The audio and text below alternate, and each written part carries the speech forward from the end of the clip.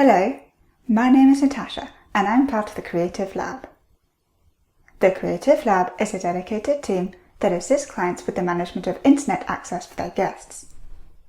Today, I'm going to be telling you about how we store users' data, what we store, and where we store it.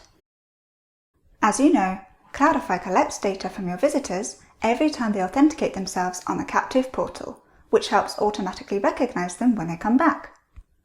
This information belongs to our clients. We don't sell it.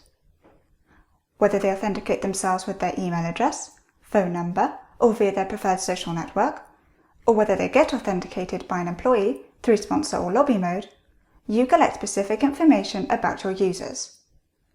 This information is stored and made accessible via the admin interface. Let's have a look. Once you've logged into the admin interface, you can see Visitors in the left-hand side menu. This is the menu where you will find all information regarding your users and their activity, such as how long they use the internet for and whether they opted into a newsletter. When you go into Accounts, you can see all the accounts that have been created via the Captive portal.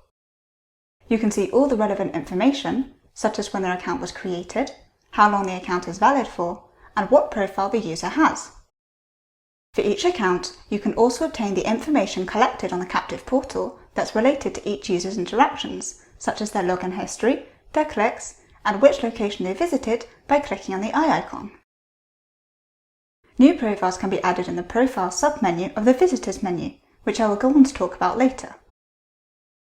You can of course filter this information by creation date or when they were last connected, for example.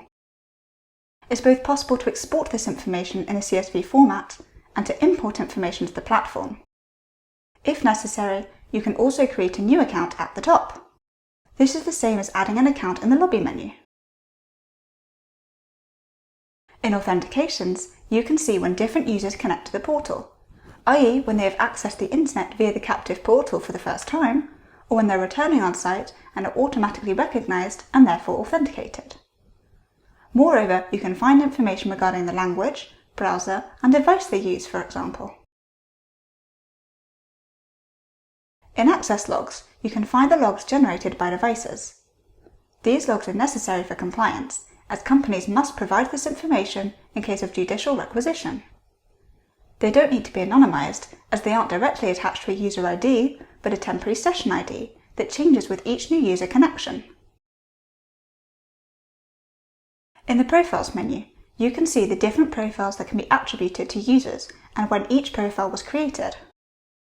These profiles are created by default, and you can also personalize them according to the company's needs. You can create a new profile up here and determine the validity period of said profile. New profiles automatically appear in the lobby menu so that they can be used by the lobby receptionist. The lobby is where a dedicated person, usually a receptionist, gives the user manual access to the internet. For more details on how this works, check out our corresponding video.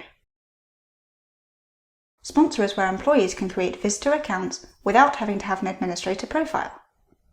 This allows you to have more control over your network and have the ability to individually authorize internet access requests. For more information, check out our corresponding video. I hope that you found this video helpful.